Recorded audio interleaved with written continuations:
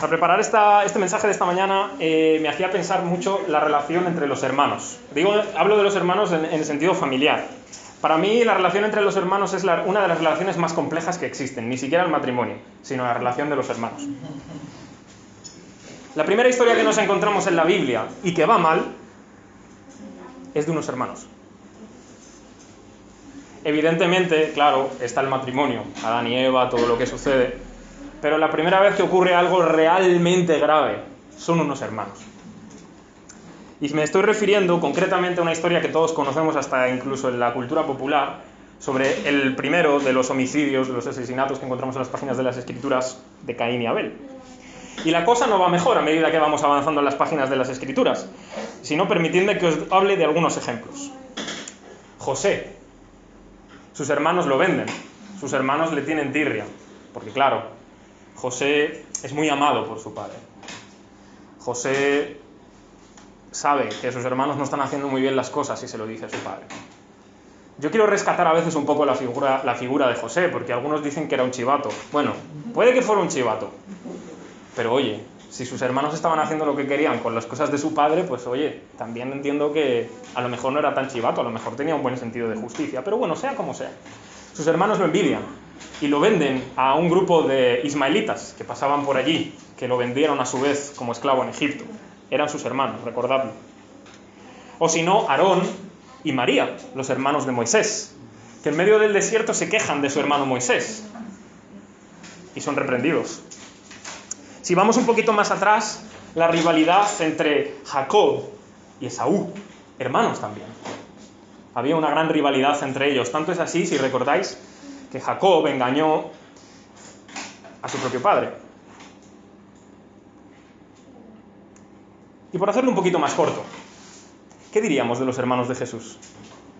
La Escritura, los Evangelios, nos dicen que los hermanos de Jesús tan siquiera creían en lo que Jesús decía, en lo que Jesús hablaba, en las cosas que él hacía. Así que la relación más compleja que encuentro a lo largo de las Escrituras es entre los hermanos. Y tal es así que incluso en la jerga coloquial, en lo que utilizamos vulgarmente, por así decirlo, de calle, especialmente entre más jóvenes, se utiliza esa palabra, hermano. Hablamos de hermano cuando nos referimos a un amigo o a alguien muy íntimo para nosotros, ¿verdad? Hey, hermano, hey, bro, también se suele decir. Y básicamente es porque tenemos una íntima relación con esa persona, es por eso que lo llamamos así, ni siquiera es nuestro hermano, ¿sabes? Es como si yo le digo a Mike hermano, pues a la vista salta, ¿verdad? Y en mi caso debe ser que me tomo muy en serio el término, no suelo llamar hermano a nadie, la verdad, a menos que se refiera a alguien de la familia de la fe, porque ni siquiera un buen amigo, si no es creyente, me cuesta llamarlo hermano, porque no lo considero un hermano, por así decirlo en ese sentido, ¿no? No es que sea tampoco muy radical en esto, ni un sentido fariseo, pero yo en mi caso no lo suelo hacer. Entiendo que vosotros quizás tengáis amigos tan íntimos que sean como vuestra familia y los llamáis hermanos. Pero ya sea en un sentido de familiar o en un sentido de camaradería, de que sea como un camarada, alguien que está en tu causa, ¿no? Usamos esta palabra, usamos la palabra hermanos. ¿Por qué? Porque en la iglesia hemos dicho, y lo estuvimos viendo el domingo pasado, Dios nos ha dado tal amor que nos hace ser llamados sus hijos. Por tanto, solo es seguir la lógica. Si somos todos hijos de Dios por la fe en Jesús, evidentemente entre nosotros pues somos hermanos, somos como camaradas de una misma causa hacia un mismo objetivo, ¿verdad? Que es el Evangelio de Jesús. Y hoy vamos a meditar precisamente en esto, en lo que significa ser hermanos. Fijaos el título de la predicación esta mañana. Debemos poner nuestras vidas por los hermanos. Así dicho rápido y pronto, aquí cualquiera de vosotros, me da igual lo que me digáis, el título está muy bien, pero mejor no cumplirlo. ¿Verdad? Vamos a leer el texto de hoy entonces, que lo tenéis por ahí. Vamos a leer entonces desde el versículo 10 y vamos a ir hasta el 18. Como lo tenéis todos, lo leo. Mirad, dice: En esto se manifiestan los hijos de Dios y los hijos del diablo. Todo aquel que no hace justicia y que no ama a su hermano, no es de Dios. Porque este es el mensaje que habéis oído desde el principio, que nos amemos unos a otros, no como Caín, que era del maligno y mató a su hermano. ¿Y por qué causa le mató? Porque sus obras eran malas y las de su hermano justas. Hermanos míos, no os extrañéis si el mundo os aborrece. Nosotros sabemos que hemos pasado de muerte a vida en que amamos a los hermanos. El que no ama a su hermano permanece en muerte. Todo aquel que aborrece a su hermano es homicida, y sabéis que ningún homicida tiene vida permanente en él. En esto hemos conocido el amor, en que Él puso su vida por nosotros.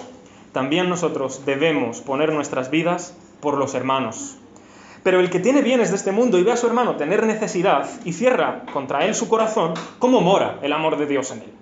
Hijitos míos, no amemos de palabra ni de lengua, sino de hecho y en verdad. El domingo anterior estuvimos enfatizando en el hecho de que Dios nos ha dado un tipo de amor tan inigualable, de una clase tan increíble, tan maravillosa, que nos permite ser hechos y llamados hijos de Dios. Y contemplamos cuáles eran las características de ambos grupos, tanto de los hijos de Dios como los hijos del diablo. Las diferencias, ¿verdad?, que hay, porque las hay y las tiene que haber. Y os invito, a los que no estuvisteis, que leáis el texto que viene detrás de lo que hemos leído hoy, es decir, del versículo 1 al 9, para que entendáis bien lo que Juan está diciendo aquí, porque va a retomar una vez más el tema, va a recuperar el tema de lo que es esencial entre los hijos de Dios y los hijos del diablo. ¿Cuáles son las cosas que diferencian a los hijos de Dios y a los hijos del diablo? Muy fáciles: la justicia y el amor. Y yo aquí quiero sacar el primer tema de esta mañana. Algo que nos enseñan las Escrituras, lo voy poniendo en pantalla, es esto: que no se puede desvincular a Dios ni de la justicia ni del amor. No obstante, ¿cuántas personas conocéis en este mundo que no creen en Dios, pero anhelan, buscan la justicia, quieren amor, quieren que las cosas se hagan como tienen que ser? Pero no creen en Dios, pero quieren justicia y quieren amor.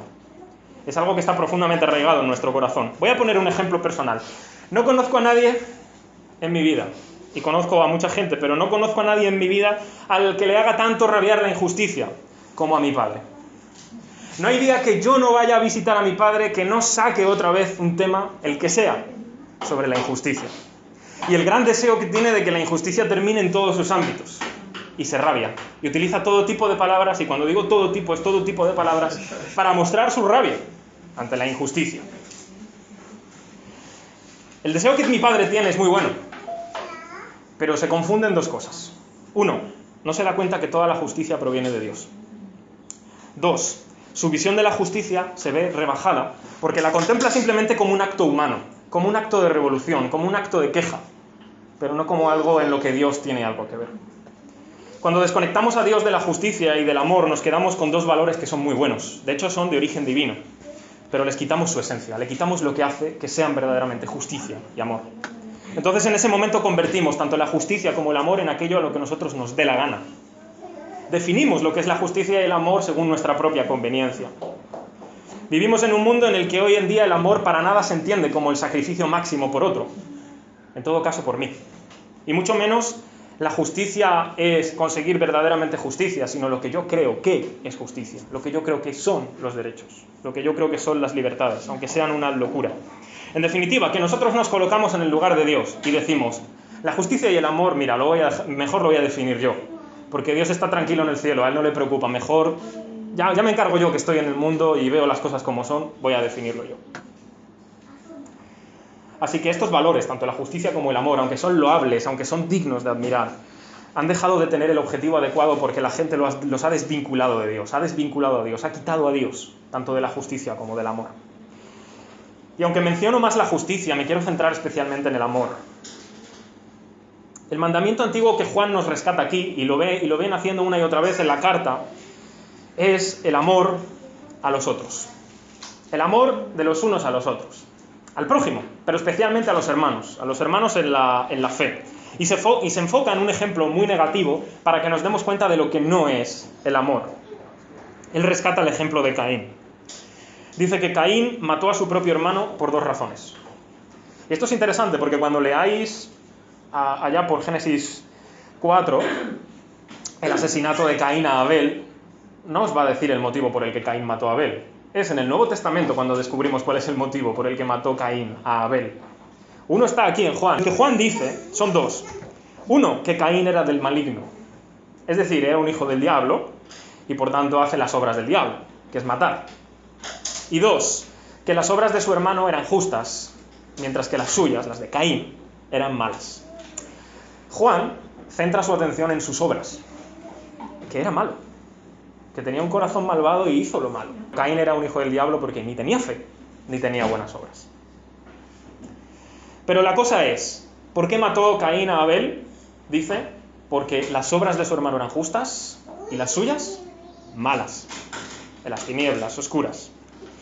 Y si hemos aprendido en primer lugar que no podemos desvincular la justicia y el amor de Dios, lo segundo que aprendemos, según esto, según lo que nos está diciendo nuestro texto, y esto os vais a sentir todos identificados, es que las buenas obras despiertan la envidia en nuestro corazón. Y ahora es cuando alguno de vosotros quizá podría decir, qué bien, me puedo sentir aliviado cuando hago las cosas bien, porque la gente que me envidia simplemente es porque soy tan bueno, porque hago tan bien las cosas, que es lo normal. Las buenas obras despiertan la envidia. Bueno, pues permitidme dar el hachazo en la otra dirección. Nosotros somos los envidiosos. Nosotros somos los que envidiamos a las buenas obras de los otros. Nosotros somos los que envidian a los demás cuando otros hacen las cosas excelentemente. Somos nosotros los que sentimos esa envidia. Mirad cómo lo dice el libro de Eclesiastés. Hace ya mucho tiempo que se escribió esto, antes que Juan, y dice el Eclesiastés: he visto asimismo que todo trabajo y toda excelencia de obras despierta la envidia del hombre contra su prójimo. También esto es vanidad y aflicción de espíritu. Somos envidiosos por naturaleza. Nos molesta que otros hagan las cosas bien. No solo que sean justos, sino que hagan las cosas bien, que trabajen bien, que hagan las cosas con excelencia. Nos da envidia. Queremos ser solo nosotros quien hacen las cosas bien. Queremos que nadie haga las cosas como las hacemos nosotros. Pueden estar por debajo, que aprendan de mí, que yo sea su maestro, pero no que las hagan mejor que yo. Somos unos envidiosos. Y eso nos ocurre a nosotros en nuestro corazón como le ocurre a otros cuando nosotros somos los que estamos en el buen lugar. Es decir, cuando nosotros también hacemos buenas obras o somos excelentes, otros sienten también envidia. Esto es un ciclo, ¿sabes? No solo somos nosotros, son otros. El mundo en general, la humanidad en general, seas o no seas creyente, aquí estoy disparando a todos. En nuestro corazón somos envidiosos y sentimos esa envidia. Pero bueno, ya que os doy el golpe amargo, permitidme que ahora os dé el dulce trago, ¿vale? No quiero usar tampoco la palabra una de cal y otra de arena porque podemos discutir cuál es la buena, si la de cal o la de arena, nunca, ¿verdad? Entonces prefiero decir que os doy el trago dulce. Juan nos alienta aquí a que no nos extrañemos, a que no sintamos molestia, a que no nos parezca incomprensible cuando cuando el mundo que no conoce a Dios nos aborrece por hacer lo bueno, por hacer lo justo. ¿Cuál es la razón? Pues que Él da, ya lo dio en los versículos que vimos la semana pasada, del 1 al 9, que no conocen a Jesús. Entonces, quien no conoce a Jesús tampoco puede conocer a quién es su iglesia. Y entonces, si aborrecieron a Jesús, aborrecerán también a sus seguidores, siempre y cuando sus seguidores sigan verdaderamente el ejemplo de Jesús. Es lo que viene a decir, ¿verdad? Y como debemos luchar incluso nosotros mismos, que tenemos el Espíritu de Dios si hemos creído en Jesús, con la inclinación de sentir la envidia ante la justicia y la excelencia de otros, el consejo, o más bien el mandamiento que Juan nos está dando aquí es: tenéis que amaros los unos a los otros. Y aquí está lo difícil, hermanos, aquí está lo difícil, amigos, que eso no es posible hacerlo por nuestra propia voluntad. Es imposible que nuestro corazón quiera amar el uno al otro. Es imposible, es que es imposible. Y ahora quiero daros también algunos ejemplos de esto, pero permitidme. Vamos a adentrarnos entonces en lo que se refiere a la iglesia. Ni siquiera amar al prójimo que está afuera, que también, por supuesto, pero vamos a adentrarnos en lo que Juan está escribiendo aquí. El amor a los hermanos en la fe. Lo que nos dice es que el amor entre los hermanos en la fe, es un signo, es una señal visible de que verdaderamente pertenecemos a Dios.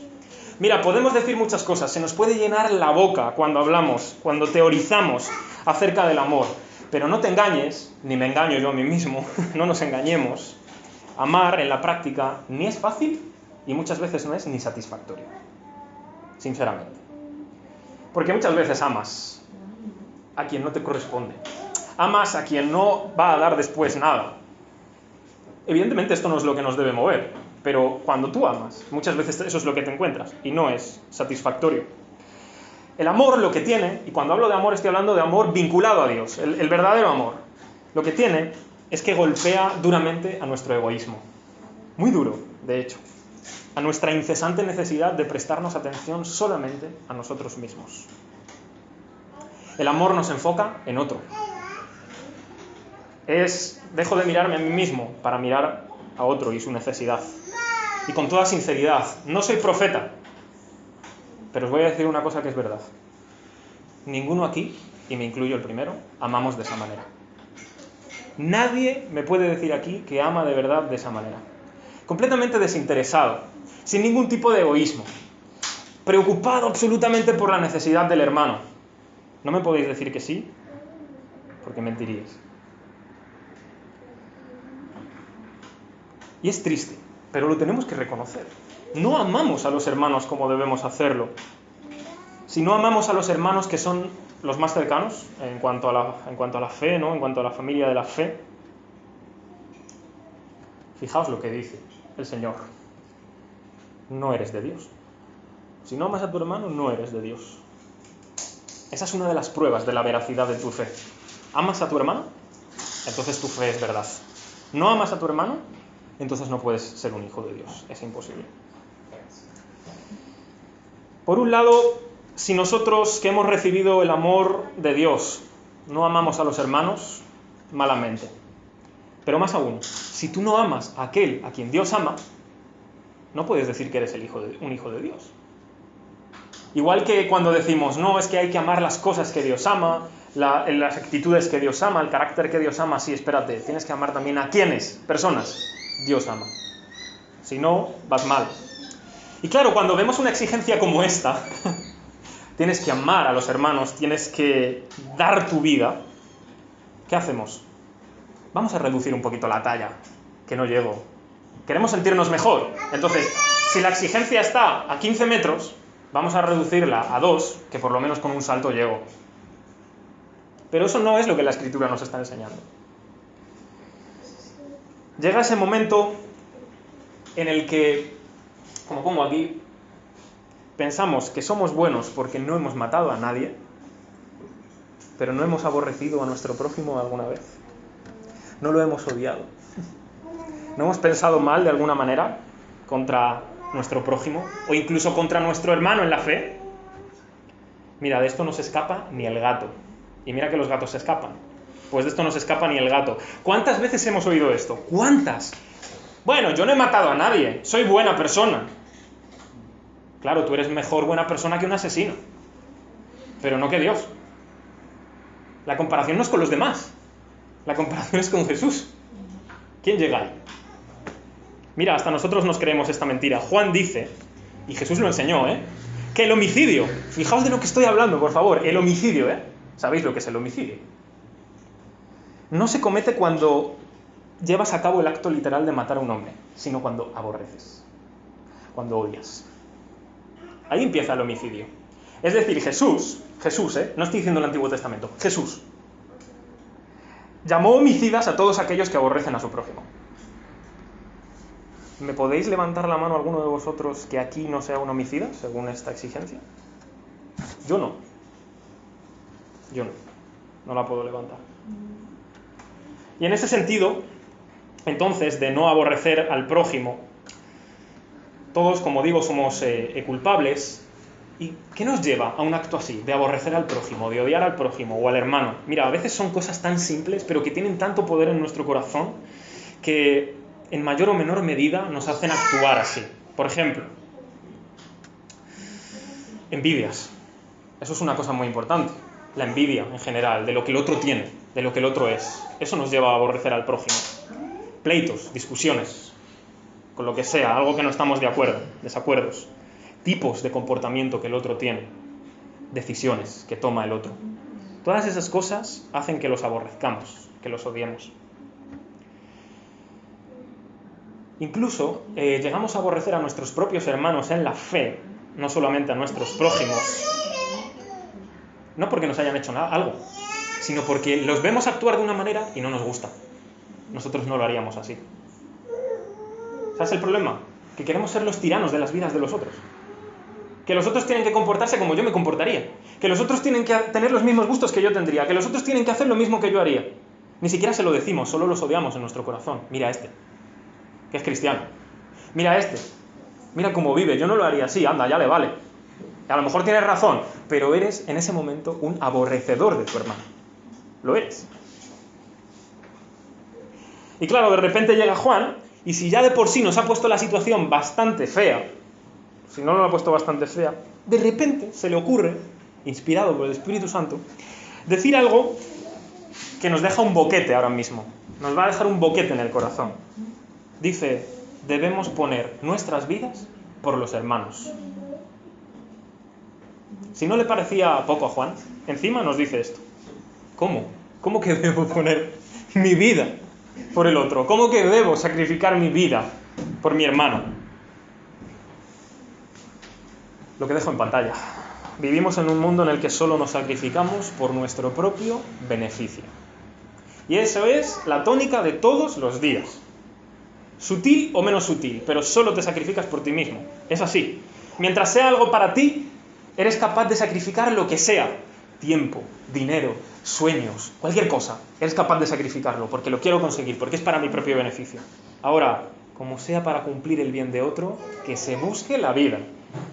Y como mucho le diremos, hey, estoy aquí para lo que necesites, ¿eh? Y es mentira, no estamos ahí para lo que necesite, estamos ahí para lo que yo quiera después darle. No estamos ahí para lo que necesite, estamos ahí para que nosotros elijamos si cuando él necesita algo se lo queremos dar o no, que es diferente. No vivimos para el bien de los demás, que no os engañéis. Vivimos por nuestro propio bien. Somos hipócritas, somos necios, somos estúpidos, literalmente, al respecto. Y nos tenemos que arrepentir mucho. Pero esperaos, porque hasta aquí solo he leído el mandamiento. No hemos explicado lo que significa. Y si lo hemos leído y ya es difícil, espérate cuando lo expliquemos. Venga, vale. Voy a pasar 30 minutos tomando un café con mi hermano, que está triste. O lo que sea. Ahora mismo. ¿Pero dar dinero?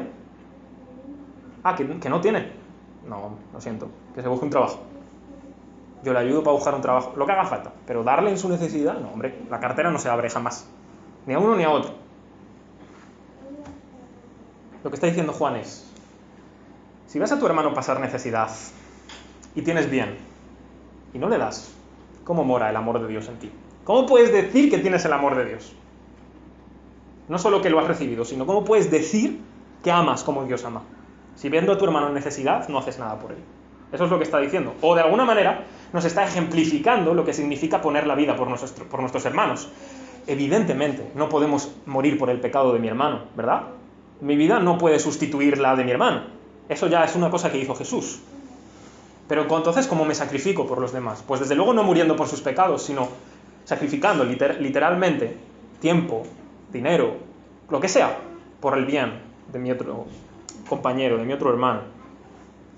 Y esto es lo que está diciendo también aquí Juan, que si no proveemos para la necesidad de nuestros hermanos, no tenemos el amor de Dios. Y yo sé que no es normal, ni es de buen gusto ir anunciando por ahí tu propia necesidad, ¿verdad? A nadie se le ocurre llegar un día a la iglesia y decir, mira hermanos, que es que en el banco tengo menos 300 euros, darme dinero. Pues no vamos diciendo eso por la vida, no es de buen gusto tener que anunciar que estás necesitado. No hablo de eso, sino que a lo mejor a veces tienes una conversación con un hermano, o simplemente la relación tan íntima que debe existir entre los hermanos en la fe te lleva a conocer que esa persona está necesitada, ¿no? Entonces es en ese momento cuando tú estás puesto en tela de juicio, por así decirlo, ¿no? Porque sabes que hay una necesidad, y entonces ¿qué puedes hacer tú en ese momento, ¿no? ¿Qué es lo que puedes aportar? ¿O cómo puedes amar a tu hermano de una manera práctica? ¿Cómo puedes sacrificar algo de ti para amarlo?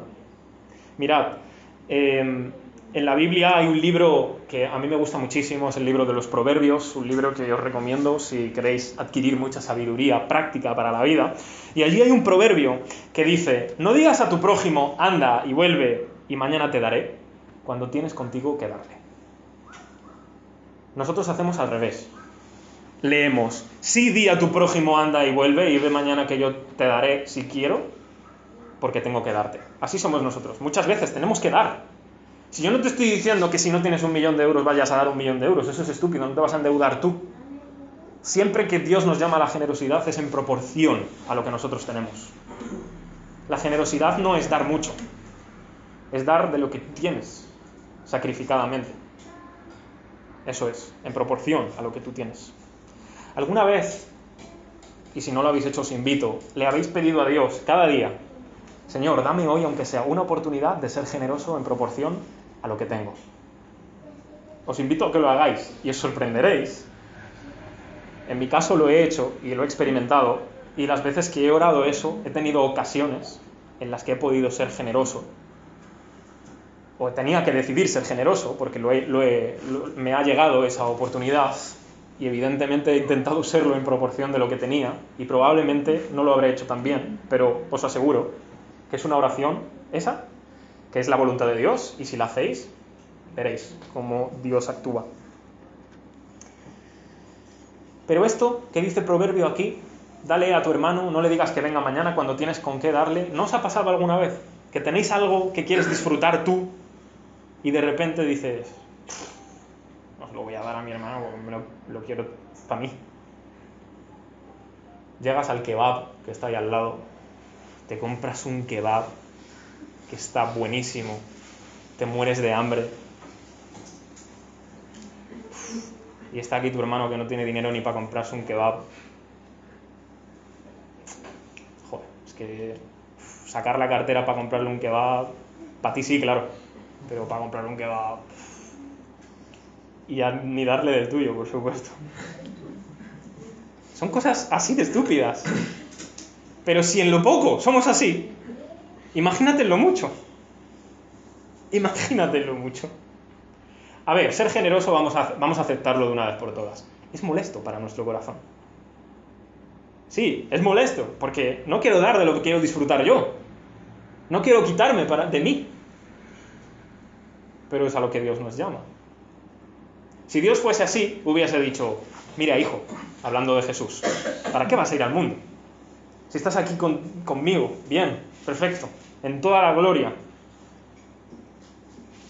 Y sin embargo Dios, el supremo generoso, vamos, por excelencia, envía a su hijo al mundo durante muchos años para nuestro propio beneficio.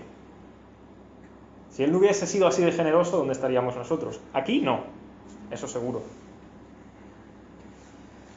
Bueno, ¿os ha pasado entonces que no habéis sido generosos porque queríais disfrutar vosotros de aquello por lo que debíais ser generosos? Bueno, no hace falta que respondáis, ya respondo yo por vosotros. ¿Yo? Sí. A veces no he sido generoso, porque quería disfrutar de aquello con lo que podía ser generoso yo. Quería disfrutarlo yo, para mí. Que paso en mí. Así. Y en definitiva, lo que venimos hablando se resume en un refrán. En un refrán que yo creo que todos conoceréis, si no lo conocéis os lo digo. Obras son amores y no buenas razones.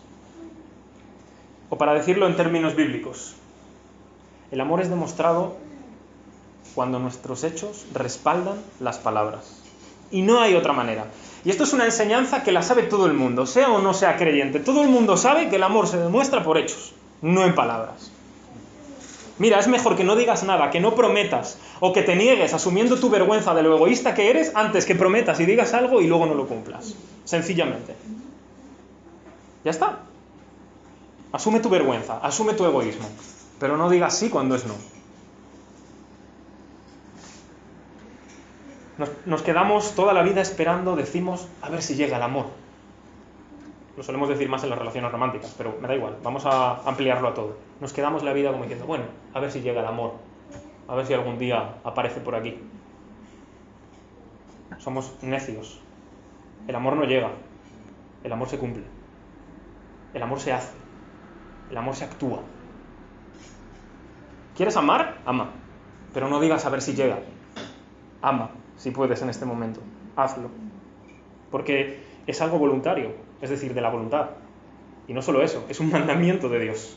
Amaos los unos a los otros. Y amad al prójimo, por supuesto.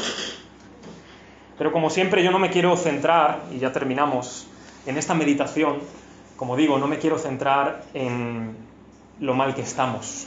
No me quiero centrar en cuánto debemos mejorar. Si mi intención fuera que ahora pongamos un poquito más de esfuerzo, que busquemos un poquito en nuestras fuerzas hacerlo mejor, yo estaría fracasando como predicador. Yo estaría fracasando como mensajero del Evangelio. Yo no quiero ni que seamos penitentes, que empecemos a darnos latigazos por lo malos que somos, a ver si Dios se apiada de nosotros, ni tampoco quiero que nos veamos motivados, como si esto fuera una clase de coaching, y a los 2 días seguimos igual. No quiero ni una cosa ni la otra. No quiero ni penitentes dándose latigazos, ni quiero motivadores. Lo que quiero es el Evangelio. Y es lo que vengo a traeros. Quiero que aprendamos al menos 4 cosas de lo que el Evangelio nos tiene que decir hoy a nosotros respecto a esto, respecto a que tenemos que poner la vida por nuestros hermanos. Porque, hermanos, el Evangelio no es simplemente una cosa que se quedó hace 2000 años allí en la cruz. Es decir, el Evangelio no es solo que Jesús murió en la cruz por nuestros pecados. Es esto, por supuesto, pero es más. El Evangelio se extiende a nuestra vida hoy. El Evangelio se extiende a cada área de nuestra vida hoy.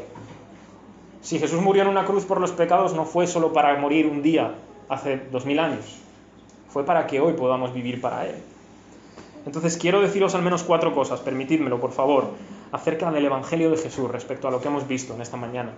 Lo primero, en primer lugar, Jesucristo fue despreciado y asesinado porque el mundo aborrecía su justicia.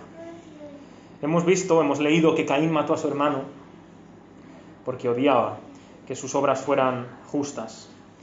Y hemos meditado que toda buena obra y que toda excelencia de cualquiera despierta la envidia del hombre contra su prójimo. Y la justicia, como hemos dicho, pues es uno de los valores y actos divinos por excelencia, ¿no? Y es evidente que Jesús cumplió con creces esta justicia.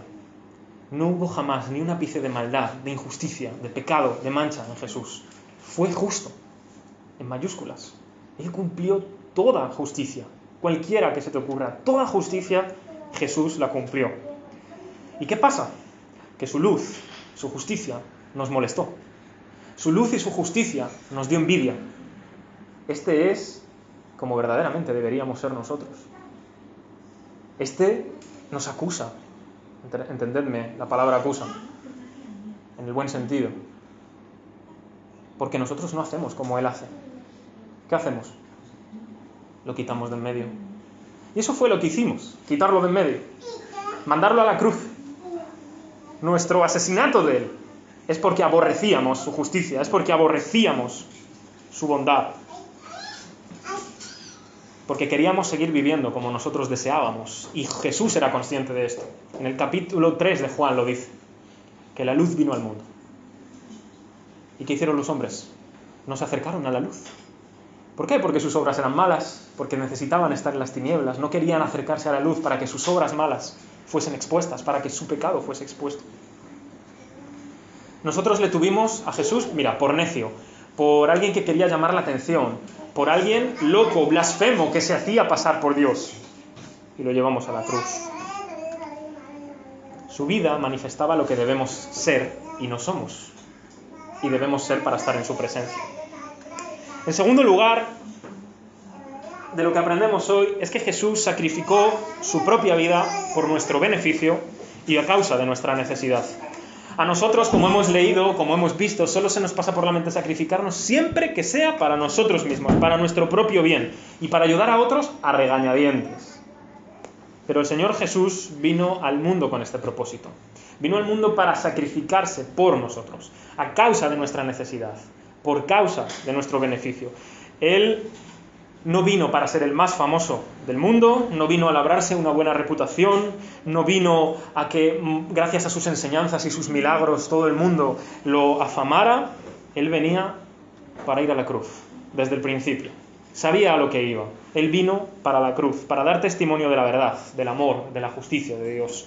Y fue nuestro bien el que le llevó a la cruz, fue nuestra necesidad. El bien era poder estar con Él siempre, nuestra necesidad era el perdón de los pecados.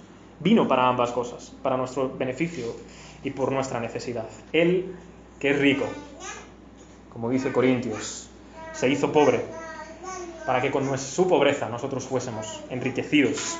Lo penúltimo, en tercer lugar, es que Cristo ha demostrado su amor a través de la cruz en el Calvario. Jesús habló mucho acerca del amor que el Padre tenía por los suyos. Él mismo dijo que amaba a sus discípulos. ¿Pero acaso faltó a su palabra? No, no faltó a su palabra. Lo demostró con creces. Mira, la sola palabra de Jesús es suficiente para que le creamos, porque Él nunca miente. Pero Él quiso, hasta ese punto se rebajó, a demostrar que su palabra es verdad. Que Dios diga una cosa es suficiente. Él no hace falta que demuestre nada. Su palabra es suficiente. Pues lo demostró. Y se fue hasta la cruz. Y allí cumplió su tarea y logró con plenitud lo que quería, es decir, perdonar nuestros pecados, lo que nos separaba de Él, para poder llevarnos.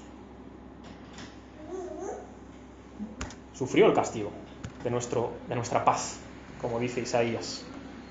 Y por último, debemos decir lo siguiente, ya que es lo primero que hemos hablado: la justicia y el amor se encuentran solo en Jesús. Y para algunos estos dos conceptos son completamente contrarios, no pegan ni con cola, pero no es verdad. Dios es amor y Dios es justo. Las dos cosas. Ambas cosas se encuentran en Cristo y en la cruz.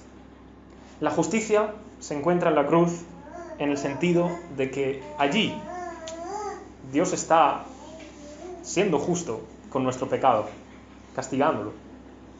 Pero Él está amando a su vez, porque está poniéndose en nuestro lugar.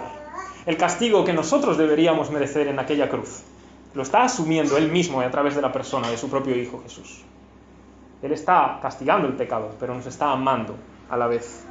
Y es por eso que quiero terminar con una de las palabras que más me gustan del Antiguo Testamento y que los propios apóstoles y los primeros cristianos siempre vieron en esto, el Evangelio de Jesús. Están en Isaías. Dice: mas Él, hablando de Jesús, herido fue por nuestras rebeliones, molido por nuestros pecados. El castigo de nuestra paz fue sobre Él, y por su llaga, por su herida, fuimos nosotros curados, salvados. Todos nosotros nos descarriamos como ovejas, cada cual se apartó por su camino, y esta es la frase que más me sorprende de todas: mas el Señor cargó en Él el pecado de todos nosotros. Asumió la carga, asumió la dificultad de enfrentarse contra ese pecado. Así que me gustaría que con este corazón, con este espíritu, después de haber visto esto, podamos cantar